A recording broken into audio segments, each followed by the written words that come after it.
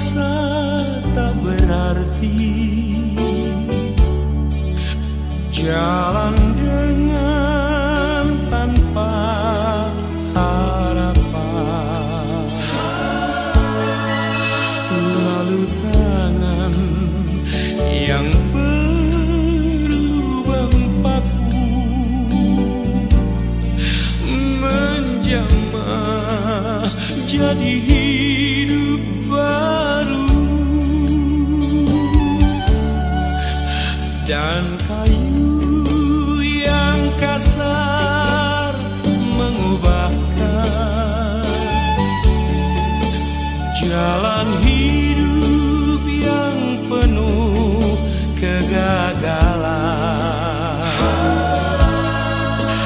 Ku puji Dia selama-lamanya,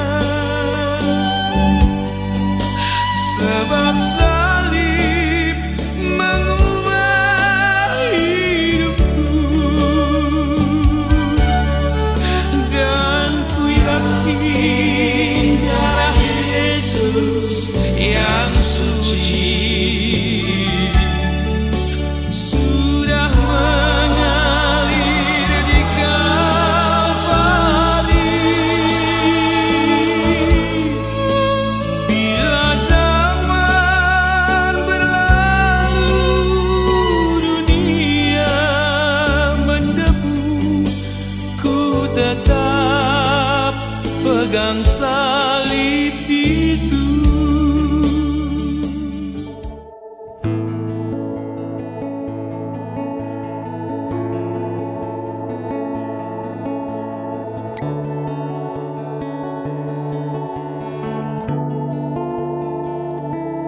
Ku akan baik-baik saja,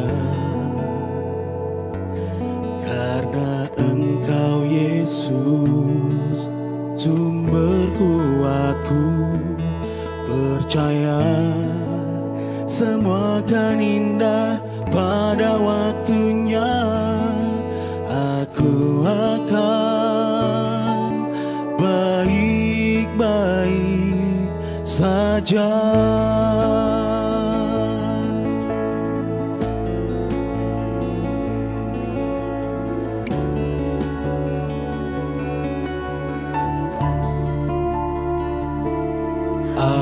Aku ada di dalam anugerah-Mu, meski berat bebanku, meski besar masalahku, apapun tantangan yang aku hadapi, aku percaya dan tetapkan percaya.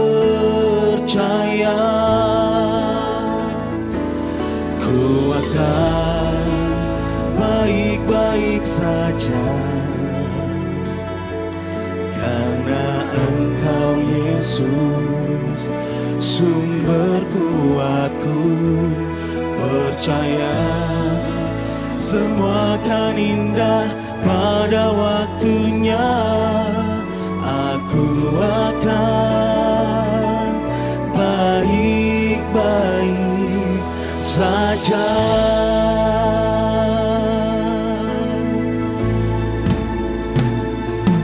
Aku ada di dalam anugerah-Mu, meski berat bebanku, meski besar masalahku,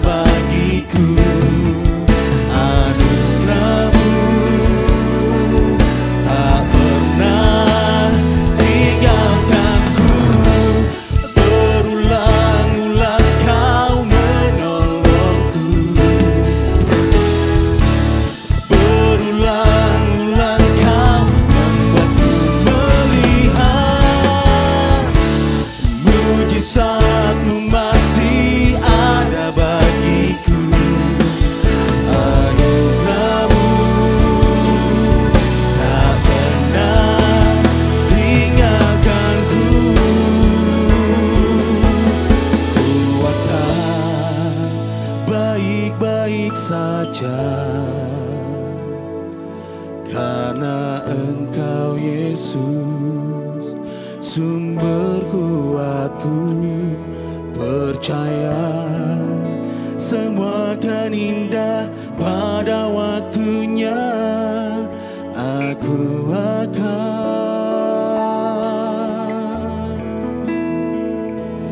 percaya semua akan indah pada waktunya. Aku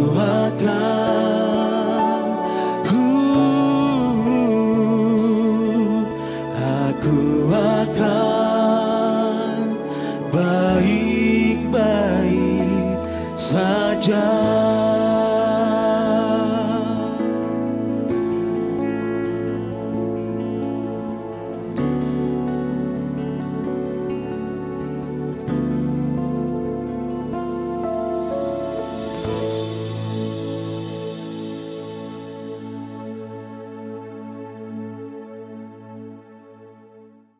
Untuk Tuhan Yesus Kristus. Silakan duduk. Tuhan berkati. Terima kasih Pak Frigo yang hari ini melayani selama 4 kali ibadah, juga tim pujian penyembahan. Saya rasa kita gak mau berhenti memuji Tuhan karena sukacita Tuhan melimpah dalam hidup kita. Haleluya. Baik, sore hari ini saya akan menyampaikan firman tentang pengangkatan di akhir zaman. Saudara-saudara, kita sedang hidup pada bagian yang terakhir dari akhir zaman. Dan kita tahu bahwa tidak lama lagi Yesus akan segera datang untuk kali yang kedua. Dalam Yohanes pasal 14 ayat yang pertama, Tuhan Yesus berkata demikian. Janganlah gelisah hatimu, percayalah kepada Allah, percayalah juga kepadaku. Di rumah Bapa-Ku banyak tempat tinggal. Ayat 2. Jika tidak demikian tentu aku mengatakannya kepadamu, sebab aku pergi ke situ untuk menyediakan tempat bagimu. Dan apabila aku telah pergi ke situ dan telah menyediakan tempat bagimu, aku akan datang kembali dan membawa kamu ke tempatku, supaya di tempat di mana aku berada, kamu pun berada. Tuhan berjanji Dia akan datang kembali menjemput setiap orang yang percaya, membawa kita ke tempat kediamannya, ke sorga. Pertanyaannya, kapan hal itu terjadi? Tidak ada orang yang tahu. Karena Matius 24 ayat 36 mencatat, tetapi tentang hari dan saat itu tidak seorang pun yang tahu, malaikat-malaikat di sorga tidak, dan anak pun tidak, hanya Bapa sendiri. Karena Yesus berkata tidak ada yang tahu kecuali Bapa, kita tidak boleh jadi orang yang sok tahu. Makanya kita jangan menjadi tim perencana kedatangan Tuhan, mengira-ngira, menghitung-hitung kapan Tuhan akan datang. Tapi mari kita menjadi tim penyambutan kedatangan Tuhan. Kapanpun Tuhan mau datang, kita berkata Maranatha, ya Tuhan datanglah dengan segera. Tetapi tentu saja kita harus membaca tanda zaman, mengetahui tanda zaman, dan berjaga-jaga. Alkitab mengungkapkan banyak tanda akhir zaman. Beberapa di antaranya saya mau sampaikan. Pertama, akan ada penyesatan, akan ada mesias-mesias palsu. Dan ini tentu akan menyimpangkan orang dari kebenaran. Apalagi pada akhir zaman akan datang masa yang sulit. Orang akan menutup telinganya bagi kebenaran dan membukanya bagi dongeng. Apalagi sekarang ini sosial media mudah sekali diakses. Bermacam-macam pengajaran yang aneh-aneh, yang menyimpang diajarkan. Dan kita harus bertekun di dalam pembacaan kitab suci. Supaya punya karunia membedakan roh, mana yang benar, mana yang salah. Tanda yang berikutnya adalah peperangan, gempa bumi, dan kelaparan. Matius 24 ayat 6 dan 7 berkata demikian. Kamu akan mendengar deru perang atau kabar-kabar tentang perang. Namun berawas-awaslah, jangan kamu gelisah, sebab semuanya itu harus terjadi. Tetapi itu belum kesudahannya. Karena sebab bangsa akan bangkit melawan bangsa dan kerajaan melawan kerajaan. Akan ada kelaparan dan gempa bumi di berbagai tempat. Sekarang ini gempa terjadi di mana-mana, kelaparan menghantui dunia yang ada. Dan yang jelas Alkitab berkata, deru perang, kabar-kabar tentang perang itu menjadi tanda zaman. Saudara-saudara, perang yang terjadi di Israel melawan Hamas Palestina sudah hampir berlangsung 1 bulan. Saya dengar lebih dari 10.000 orang mati dari kedua belah pihak. Dan ini tentu sangat mengkhawatirkan. Kita berdoa supaya perdamaian dunia Tuhan anugerahkan, supaya semua pihak bisa menahan diri. Tetapi saudara, kalau ini dibiarkan terjadi, bisa saja ini menjadi pemicu dari perang dunia ketiga. Kalau misalnya Palestina dibantu oleh Iran, dibantu oleh Rusia, lalu negara-negara Barat dan Amerika menyokong Israel, bukankah bisa terjadi ledakan perang dunia yang ketiga? Alkitab mencatat Israel pada akhir zaman akan diserbu oleh bangsa dari utara sekali. Dan kalau kita tarik garis lurus, ada Turki, ada Rusia di sana. Berkolaborasi dengan bangsa-bangsa selatan, daerah Afrika termasuk Timur Tengah, saudara. Lalu kemudian akan ada perang susulan yang disebut sebagai perang Harmagedon, di mana 200 juta orang dari timur akan datang membanjiri Israel. Barat, timur berperang, Israel akan terjepit. Pasti China ikut serta, karena tidak mungkin ada negara yang bisa mengirimkan prajurit sampai 200 juta orang. Saudara-saudara, ini adalah tanda zaman. Tadi pagi saya menyampaikan firman Tuhan dengan judul Perang Israel versus Hamas. Perang Israel, what's next? Apa yang akan terjadi berikutnya? Jadi saudara bisa dengarkan melalui YouTube supaya saudara dapat gambaran yang lebih jelas. 2 minggu yang lalu saya khotbah di GBI Tasikmalaya.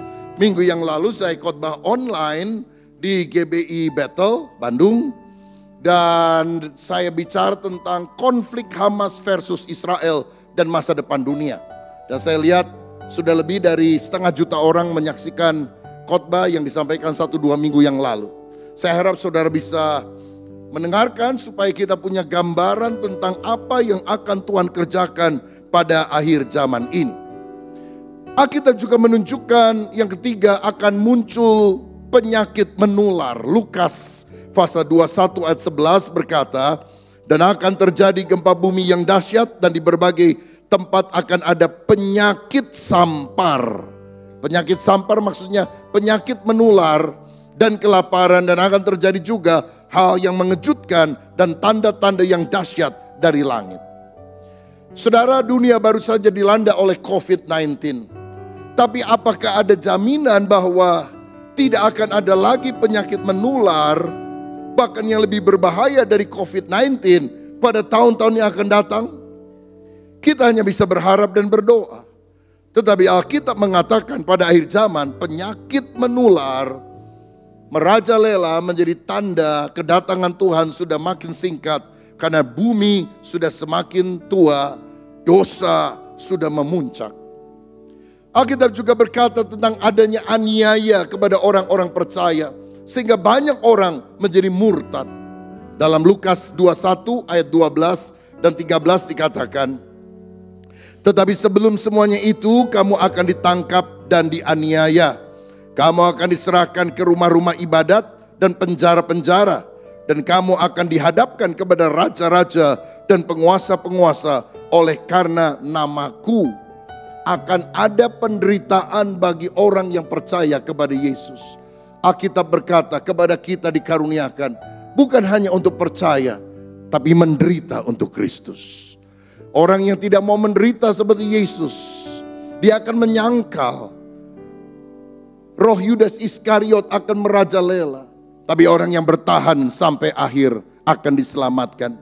Hendaklah engkau setia sampai mati, maka Tuhan akan mengaruniakan kepadamu mahkota kehidupan.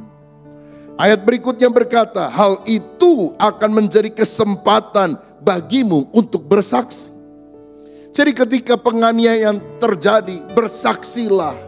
Tidak perlu siapkan jawabannya lebih dulu, kata ayat berikutnya. Apa yang kau akan ucapkan ketika engkau diadili.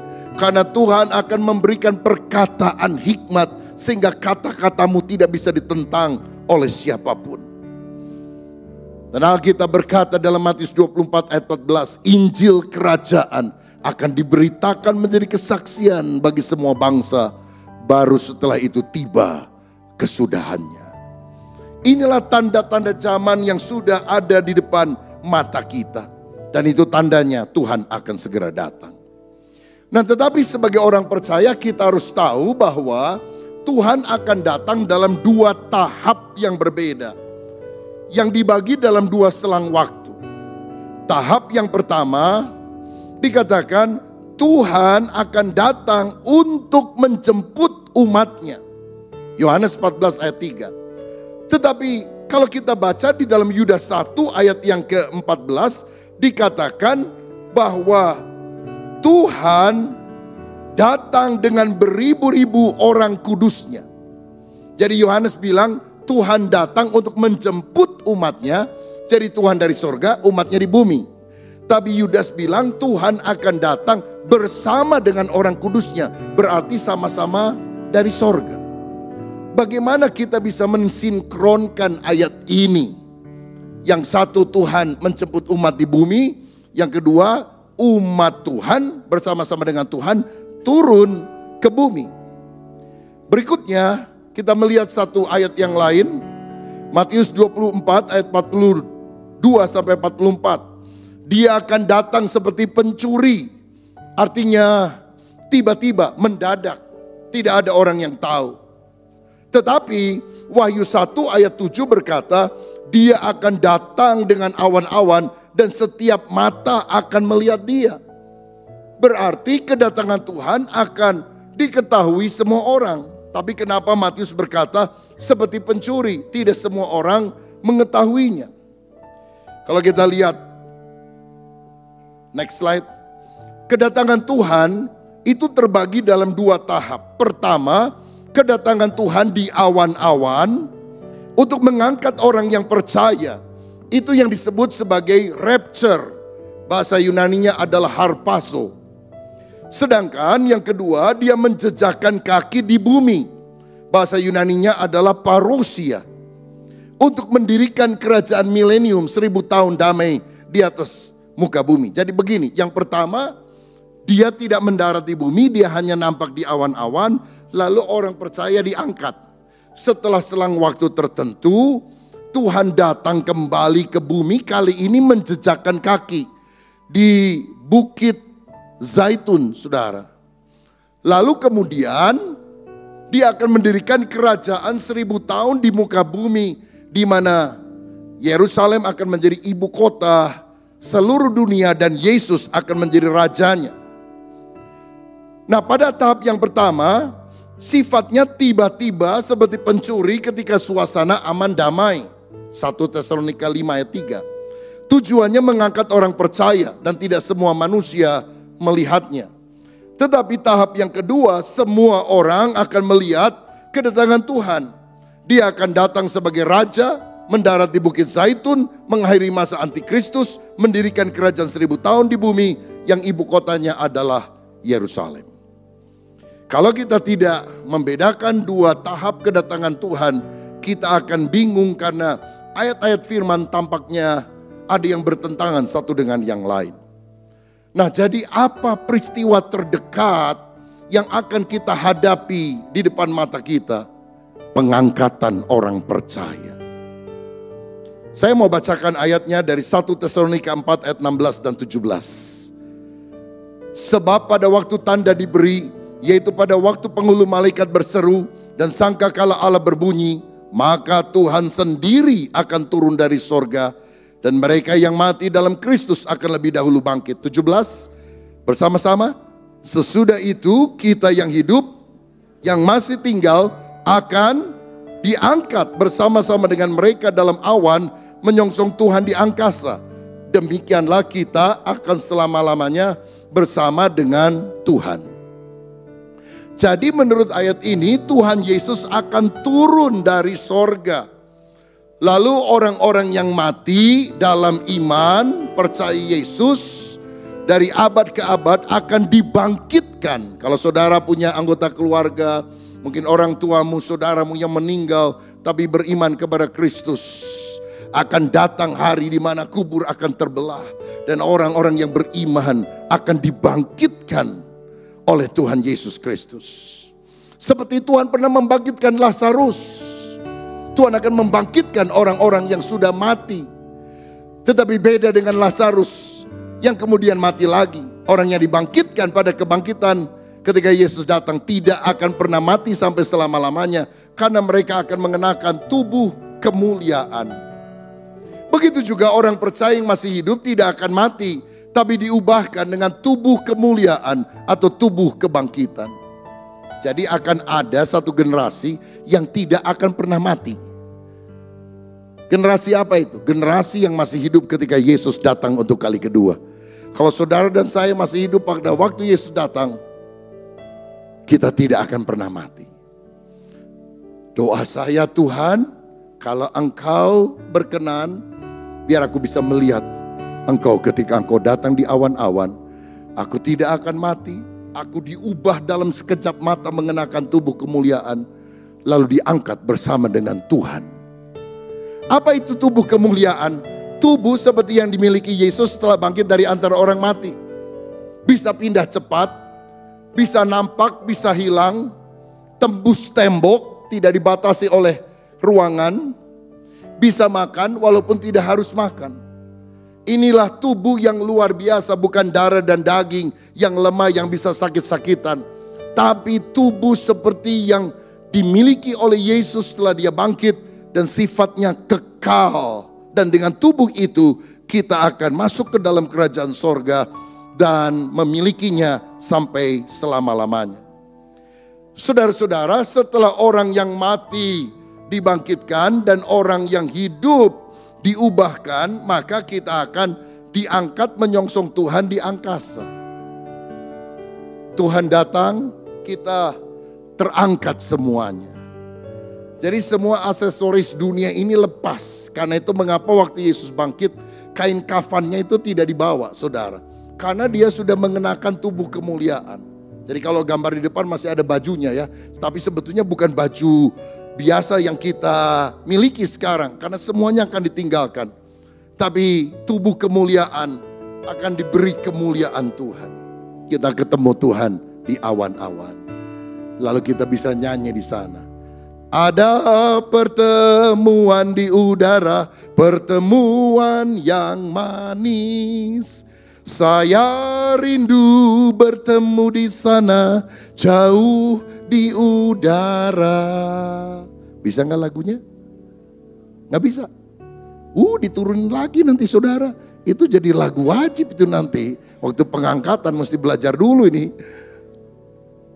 Saudara-saudara, kita akan ketemu Tuhan di awan-awan. Makanya kita harus berjaga-jaga agar kita diangkat, tidak ditinggalkan. Alkitab berkata jika hari itu ada 2 orang di ladang, satu diangkat, satu ditinggalkan. 2 orang memutar batu kisaran, lagi kerja. Yang satu diangkat, satu akan ditinggalkan.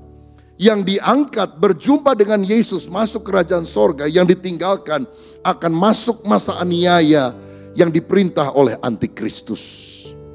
Siapa orang yang akan diangkat? Yaitu orang yang lahir baru. Yang bertobat dari dosa, percaya kepada Yesus Kristus. Roh Kudus ada dalam dirinya. Karena kita berkata tidak mungkin orang mengakui bahwa Yesus itu Tuhan kalau bukan Roh Kudus yang menyatakan kepada dia. Kristen KTP gak akan diangkat. Orang yang ke gereja males-malesan karena didorong dan sebagainya. Tidak ada kerinduan, tidak pernah menjadi Kristen lahir baru yang sejati, ditinggalkan. Tapi orang yang lahir baru ada Roh Kudus dalam dirinya, dia akan diangkat bersama dengan Tuhan. Dan Tuhan gak mungkin salah mengangkat orang. Karena apa? Kalau saya kasih ilustrasi ya. Ada besi sembrani besar, magnet besar di atas. maka paku-paku misalnya atau besi-besi akan langsung naik terangkat pada magnet besar itu. Nah, seakan-akan kalau Roh Kudus itu ada dalam diri kita, katakan seperti ilustrasi ini, ada besinya, ada pakunya. Tapi kalau orang walaupun ke gereja, ngaku diri Kristen, pelayanan, dia nggak lahir baru, nggak ada besi atau nggak ada pakunya. Jadi waktu Yesus datang, seperti magnet besar itu datang, yang lain pasti akan diangkat. Tapi yang tidak lahir baru, itu tidak akan diangkat. Apa itu ilustrasi besi itu? Kehadiran Roh Kudus dalam diri kita. Hanya orang yang ada Roh Kudus di dalam hatinya, mengaku Yesus Tuhan, itu yang akan diangkat. Makanya hari ini saudara, ketika ada kesempatan, bertobatlah dari segala dosamu, bukalah hatimu, jadikanlah Yesus sebagai Tuhan dan Rajamu. Akuilah segala perkara yang tidak berkenan, dan biarlah Roh Kudus mengurapi kita supaya kita tidak ditinggalkan, tapi kita diangkat berjumpa dengan Yesus di awan-awan yang permai. Siapa yang rindu diangkat oleh Tuhan? Haleluya. Biar kita doa hari ini, Tuhan Yesus, kalau nanti malam Engkau datang, ingatlah hamba-Mu. Jangan tinggalkan hamba-Mu. Angkatlah hamba-Mu. Supaya di tempat di mana Engkau berada, hamba-Mu juga berada. Nah, masalahnya kapan peristiwa pengangkatan itu terjadi? Di sini kita melihat beberapa penafsiran yang berbeda-beda. Yang pertama, ada yang meyakini bahwa pengangkatan itu terjadi sebelum, before masa antikristus. Ini disebut sebagai pre-tribulation, pre-tribulasi, sebelum masa kesusahan. Dasarnya adalah Alkitab berkata antikristus tidak akan menyatakan diri sampai yang menahannya disingkirkan. Dan gereja tidak disebutkan ada dalam masa kesusahan besar, Wahyu pasal 6 sampai 19. Kalau saya baca 2 Tesalonika 2 ayat 7 dan 8 dikatakan begini. Karena secara rahasia kedurhakaan telah mulai bekerja, tapi sekarang masih ada yang menahan. Kalau yang menahannya itu telah disingkirkan, pada waktu itulah si pendurhaka baru akan menyatakan diri. Tetapi Tuhan Yesus akan membunuhnya dengan nafas mulutnya dan akan memusnahkannya kalau ia datang kembali. Jadi secara rahasia roh antikris itu sudah ada. Bahkan mungkin saja antikristus itu sudah lahir, sudah ada di bumi ini. Cuma kita nggak tahu namanya siapa. Alkitab hanya menggelari dia antikristus, lawan daripada Kristus. Dan yang menjadi lawan Kristus secara rahasia sudah ada di mana-mana. Tetapi masih ada yang menahannya sehingga si antikris, seorang pemimpin besar anti kepada Kristus, belum bisa menyatakan diri karena masih ada yang menahan. Kalau yang menahannya itu disingkirkan, baru dia bisa menyatakan diri. Siapa itu yang menahannya? Orang-orang percaya yang ada Roh Kudus di dalam hatinya. Karena kita selama ada di dunia adalah garam dan terang dunia. Garam itu mencegah pembusukan. Terang itu membuat kegelapan tidak bisa menjadi maksimal. Makanya ketika orang percaya diangkat, rapture, maka pada waktu itulah antikris akan menguasai dunia, akan menyatakan dirinya. Jadi ini pandangan pre-tribulasi. Antikris tidak bisa muncul sampai orang percaya diangkat. Tapi ada pandangan kedua, yaitu pengangkatan di tengah masa aniaya. Antikris akan memerintah 7 tahun menurut Daniel 9 ayat 27. Tetapi 3,5 tahun pertama dia masih agak lunak. Israel boleh membangun bait suci kembali. Tapi 3 tahun berikutnya dia akan ganas membinasakan orang-orang yang tidak mau menyembah dia sebagai Allah. Nah, pada waktu kesusahan besar semacam itulah, maka orang percaya akan diangkat. Ini disebut sebagai pandangan mid-tribulation, mid-tribulasi. Jadi kita akan masuk dulu pada masa antikris 3,5 tahun.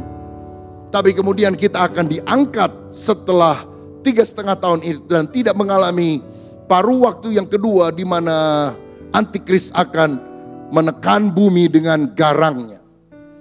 Dasar Alkitabnya apa, saudara? 1 Korintus 15 ayat 51-52. Sesungguhnya aku menyatakan kepadamu suatu rahasia. Kita tidak akan mati semuanya, tetapi kita semua akan diubah dalam sekejap mata. Pada waktu kapan? Bunyi nafiri yang terakhir. Sebab nafiri akan berbunyi dan orang-orang mati akan dibangkitkan dalam keadaan yang tidak dapat binasa, dan kita semua akan diubah. Jadi kapan pengangkatan itu terjadi? Pada waktu bunyi nafiri terakhir. Nafiri sangkakala, trompet. Nah, kalau saudara baca kitab Wahyu, pada waktu antikris memerintah, Tuhan akan menghajar dunia dengan hukuman yang luar biasa. 3 ronde, masing-masing 7 hukuman. Itu disebut sebagai 7 materai, 7 sangkakala atau 7 nafiri, dan 7 cawan. Nah, sehingga orang-orang berpikir pengangkatan itu tidak mungkin terjadi di awal sebelum materainya dibuka. Dan tidak mungkin terjadi di akhir pada waktu cawan terakhir dicurahkan.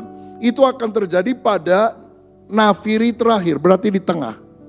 Kita akan masuk dulu 3,5 tahun masa antikris. Lalu kemudian di tengah-tengah masa pemerintahan yang 7 tahun kita akan diangkat. Mid tribulasi. Penafsiran ketiga, pengangkatan itu akan terjadi di akhir masa antikristus. Disebut post tribulasi. Berarti orang percaya kita semuanya ada pada waktu antikris memerintah dunia. Dan kita harus memelihara iman dengan sungguh. Karena orang yang tidak mau mengenakan tanda 666 akan dibunuh oleh antikris. Tapi orang yang mengenakan tanda 666 untuk menyelamatkan nyawa, kita bilang akan ada bara, bisul yang mematikan. Dan orang yang pakai tanda itu akan dimasukkan di dalam neraka. Jadi terima tanda, bisa berdagang, berjual beli, tapi kemudian akan masuk neraka. Tidak terima tanda antikris, dibunuh sama antikris. Terima mati, enggak terima mati. Mending mana saudara? Makanya mending diangkat. Tapi pengangkatan ini sekali lagi tetap ada beberapa versi. Di awal ini yang paling bagus. Kalau saya sih mengharapkan itu saudara. Ya, si antikris belum muncul, kita sudah diangkat. Tapi ada yang bilang di tengah, ada yang bilang di akhir masa antikris, post tribulasi. Dasarnya kenapa? Karena ada juga orang-orang yang tidak percaya Yesus datang 2 tahap. Dia datang sekaligus. Nah kalau gitu buat apa waktu Yesus datang kita diangkat? Jadi ilustrasinya begini. Kalau ada tamu agung dari luar negeri datang, kita menghormati, kita menyambut, lalu kita keluar dari rumah kita ke halaman. Dan kita, selamat datang, ayo masuk rumah. Jadi kita keluar rumah dulu lalu masuk lagi. Jadi waktu Yesus datang di awan-awan, kita naik dulu begitu ketemu dengan Tuhan, lalu turun lagi saudara-saudara. Jadi yang pertama pre, di awal, kedua mid, di tengah, ketiga post, di akhir. Saudara percaya yang mana? Mau diangkat di mana? Siapa yang mau di awal? Siapa mau di tengah? Siapa mau di akhir? Yang gak keangkat tangan ini aku curiga. Jangan-jangan gak mau diangkat sama Tuhan. Bahaya ini saudara sekalian. Ada satu penafsiran lain, yang keempat. Yaitu pengangkatan akan terjadi beberapa kali. Sebelum masa aniaya, bahkan selama masa aniaya. Ada yang di awal, ada yang di tengah, ada yang di akhir. Ini disebut sebagai pengangkatan parsial. Kalau kita mau jujur, Alkitab dengan jelas menunjukkan pengangkatan orang percaya akan terjadi. Tapi soal kapan waktunya, Alkitab tampaknya tidak memberikan penjelasan yang terang benderang. Sehingga kita kalau mau jujur dalam berteologi harus berkata, waktunya kita nggak tahu. Karena Tuhan yang menentukan waktunya. Jadi kita tidak perlu menekankan teori pengangkatan manapun. Apakah di awal, di tengah, di akhir, atau parsial. Yang penting kita siap sedia menyambut dia kapanpun dia datang. Maranatha, ya Tuhan datanglah dengan segera. Siapa yang setuju menjadi tim penyambutan kedatangan Tuhan? Berikan kemuliaan untuk dia. Haleluya. Sekarang pertanyaannya, kalau sudah diangkat ngapain? Ada dua hal besar yang kita alami. Pertama, setelah kita diangkat di awan-awan lalu masuk ke sorga, maka pertama-tama kita akan menghadap tahta pengadilan Kristus. Bahasa Yunaninya bema, 2 Korintus 5 ayat 10. Sebab kita semua harus menghadap tahta pengadilan Kristus, supaya setiap orang memperoleh apa yang patut diterimanya sesuai dengan yang dilakukannya dalam hidupnya ini, baik ataupun jahat. Jadi udah diangkat, haleluya puji Tuhan, masuk pengadilan. Wih, udah diangkat senang-senang kok diadili nih. Tapi itu yang Alkitab bilang, saudara dan saya walaupun percaya Yesus akan diadili. Ini adalah penghakiman bagi orang percaya, di mana perbuatan dan motivasi hati kita akan diuji oleh Allah. Jadi orang kalau melayani tapi motivasinya cari popularitas, cari uang, cari nama, gak mau kalah sama orang lain. Cuma dia yang bisa pelayanan, emang gua juga bisa. Maka itu tidak akan dapat pahala daripada Tuhan. Saudara perlu ingat, orang yang diangkat semua sudah lahir baru. Orang yang diangkat adalah orang yang ada Roh Kudus dalam dirinya. Lalu kenapa dia harus diadili? Bukan untuk mengadili dosa dan menentukan manusia ke neraka atau ke sorga. Jadi ini tidak berkaitan dengan keselamatan. Kalau begitu berkaitan dengan apa? Ini berkaitan dengan pahala. Apakah kita akan mendapatkan pahala dari Tuhan yang disebut oleh Alkitab dengan istilah mahkota-mahkota ataukah tidak? Coba kita lihat 1 Korintus 3 ayat 12 sampai 15. 1 Korintus pasal 3 ayat 12 sampai 15. Entahkah orang membangun di atas dasar ini dengan emas, perak, batu permata, kayu, rumput kering atau jerami, sekali kelak pekerjaan masing-masing orang akan nampak, karena hari Tuhan akan menyatakannya, sebab ia akan nampak dengan api, dan bagaimana pekerjaan masing-masing orang akan diuji oleh api itu. Jika pekerjaan yang dibangun seseorang tahan uji, ia akan mendapat upah, reward, pahala, mahkota. Tetapi jika pekerjaannya terbakar, ia akan menderita kerugian, tetapi ia sendiri akan diselamatkan, tetapi seperti dari dalam api. Jadi orang yang diangkat adalah orang lahir baru, orang percaya, dan tidak akan masuk ke dalam neraka. Lalu diadilinya untuk apa? Untuk menentukan dapat pahala atau tidak, dapat mahkota atau tidak. Alkitab berkata, keselamatan itu bukan karena perbuatan baik, semata-mata karena kasih karunia Tuhan.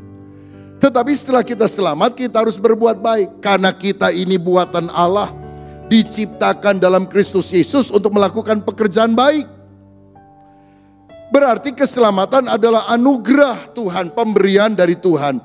Tapi pahala ditentukan dari perbuatan iman setelah kita selamat. Ambil contoh. Penjahat di sebelah salib Yesus bertobat beberapa saat sebelum dia mati. Gak pernah dibaptis, gak pernah pelayanan, gak pernah ke gereja, gak pernah baca Alkitab. Bertobat last minute, ya Tuhan ingatlah aku kalau engkau datang sebagai Raja. Selamat gak? Yesus bilang apa? Hari ini juga engkau bersama dengan aku di Firdaus. Selamat. Dapat pahala atau enggak? Apa pekerjaan iman yang dia lakukan? Belum dibaptis, belum pelayanan, belum apa-apa. Bagaimana dengan Paulus? Bertobat, melayani, menulis hampir setengah kitab perjanjian baru. Menanam gereja-gereja baru di Asia kecil, di berbagai tempat. Dia mati pada usia tua. Dipancung sebagai martir atas perintah Kaisar Roma.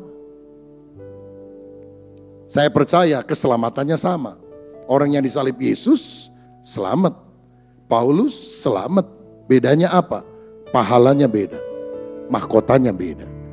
Jadi yang satu seperti orang keluar dari api. nggak punya apa-apa, yang lain mendapatkan pahala. Jadi nanti kita nyanyi di sana. Hei, hei, hei, lihat saya pakai mahkota, mahkota dari sorga, karena rajin bekerja. Kerja bagi Tuhan dapat mahkota. Mahkota itu artinya kita akan memerintah bersama dengan Yesus. Dalam kerajaan 1000 tahun, di dalam kekekalan. Tapi yang enggak pelayanan, enggak sungguh-sungguh, walaupun sudah percaya Yesus, nyanyinya beda. Hei, hei, hei, lihat saya, si botak masuk sorga. Botak di dunia enggak apa-apa, asal jangan botak di sorga, saudara-saudara. Nah, karena itu mari kita melakukan pekerjaan iman dengan tulus. Kalau melayani nggak tulus juga nggak dapat pahala, dibakar oleh api. Makanya saudara tidak cukup jadi jemaat yang datang setiap minggu ke gereja. Ayo terlibat pelayanan, terlibat di Bikom, komunitas sel, layani Tuhan di sana. Bisa mimpin pujian, bisa bersaksi, bisa membagikan renungan firman, bisa mengajak orang datang dalam kelompok sel, mengajak orang datang ke gereja, bisa memberitakan Injil, supaya kita dapat pahala dari sorga, yaitu mahkota. Siapa yang rindu dapat mahkota dari sorga? Berikan tepuk tangan yang paling meriah untuk Tuhan Yesus Kristus. Nah, ini pengadilan untuk orang percaya. Setelah kerajaan 1000 tahun, saya tidak jelaskan hari ini. Yang pagi saya masih sempat singgung sedikit. Setelah kerajaan 1000 tahun akan ada pengadilan untuk orang tidak percaya. Namanya pengadilan tahta putih yang besar. Nah, itu orang-orang yang tidak tercatat dalam buku kehidupan masuk neraka semuanya. Tapi orang yang diadili dalam pengadilan tahta Kristus, Bema, itu tetap semuanya akan selamat walaupun perbedaan pahala. Nah, setelah pembagian mahkota pahala, apa yang akan terjadi? Kita akan masuk sebuah peristiwa namanya pesta kawin anak domba. Mari baca Wahyu 19 ayat 6-9 sebagai ayat penutup. Dikatakan demikian. Lalu aku mendengar seperti suara himpunan besar orang banyak, seperti desau air bah, dan seperti deru guru yang hebat, katanya, haleluya, karena Tuhan Allah kita yang maha kuasa telah menjadi raja. Marilah kita bersukacita dan bersorak-sorai dan memuliakan Dia, karena hari perkawinan anak domba telah tiba dan pengantinnya telah siap sedia. Dan kepadanya dikaruniakan supaya memakai kain lenan halus yang berkilau-kilauan dan yang putih bersih. Lenan halus itu adalah perbuatan-perbuatan yang benar dari orang-orang kudus. Ayat 9 baca bersama. Lalu ia berkata kepadaku, tuliskanlah, berbahagialah mereka yang diundang ke perjamuan kawin anak domba. Katanya lagi kepadaku, perkataan ini adalah benar, perkataan-perkataan dari Allah. Apa itu pesta kawin anak domba? Ini adalah pernikahan dalam tanda kutip Kristus dan jemaatnya di sorga, yang menunjukkan persekutuan yang intim antara Kristus dan jemaatnya yang tidak mungkin dipisahkan lagi. Hubungan apa yang paling intim yang kita ketahui di dunia? Hubungan pernikahan antara suami dan istri. Tapi waktu di sorga ini adalah pernikahan secara rohani, di mana kita tidak akan pernah terpisah lagi dari Yesus sampai selama-lamanya. Sekarang Yesus di sorga, kita mempelai wanita ada di dunia, kita masih berjuang, kita mengalami penderitaan. Tapi waktu Yesus datang, kita akan diangkat berjumpa dengan Dia. Tidak akan pernah terpisah lagi di sorga. Kemudian pada waktu Yesus datang menjejakkan kaki di bumi, di Bukit Zaitun, kita akan ikut sama-sama dengan Yesus. Kita akan bersama Yesus memerintah kerajaan 1000 tahun damai di bumi ini. Dan kemudian kita akan bersama-sama dengan Yesus di dalam kerajaan kekal yang disebut sebagai langit baru dan bumi yang baru. Intinya ketika kita diangkat, kita nggak akan pernah terpisah dari Kristus sampai selama-lamanya. Dia mempelai pria, kita mempelai wanita. Pakaian yang harus dikenakan oleh mempelai wanita yaitu kita, menurut ayat tadi adalah kain lenan halus yang putih bersih, yang bicara tentang kekudusan, kebenaran. Orang yang hidup benar di hadapan Tuhan akan bersama-sama dengan Allah sampai selamanya. Karena kedatangan Tuhan sudah sangat singkat. Secara rohani, apakah kita seperti mempelai wanita yang sudah mengenakan gaun putih, slayer putih, indah semuanya? Ataukah masih banyak bercak-bercak kekotoran yang ada dalam hidup kita, dalam hati kita, dalam perbuatan kita? Izinkan darah Tuhan Yesus menyucikan hidup kita yang paling dalam. Supaya kita menjadi mempelai wanita yang mengenakan kain lenan halus yang putih bersih. Pada waktu Yesus datang, apakah kita akan malu karena ada perbuatan dosa yang masih kita simpan, yang masih kita lakukan? Ataukah kita berkata, Tuhan, aku sudah tinggalkan semua dosa. Aku siap menghadap Tuhan kapanpun Engkau datang. Kedatangannya sudah sangat singkat. Jangan bermain-main dengan dosa. Apakah ada mempelai wanita siap dengan gaunnya, dengan slayernya, putih bersih. Dia tunggu mempelai pria, belum jemput. Sejam, belum jemput. 2 jam, belum jemput. 3 jam, belum jemput. Aduh, dia mulai gelisah. Jadi gak ya jemput? Lalu dia bilang sama temannya, kok belum jemput-jemput? Gimana kita ke lapangan dulu main sepak bola di sana? Dia akan melakukan tindakan bodoh kalau dia main sepak bola dengan gaunnya tersebut. Apalagi habis hujan, becek. Gaunnya akan kotor. Dan ketika dia baru main 10 menit mempelai pria datang. Dan dia bilang, apa yang terjadi dengan kamu? Mengapa pakaian pestamu kotor? Tuhan akan segera datang. Mari kita minta hari ini Tuhan membersihkan hati kita. Supaya kita layak di hadapan Dia ketika Dia datang untuk kali yang kedua. Maranatha, ya Tuhan, datanglah dengan segera. Tuhan Yesus memberkati kita semuanya. Amin.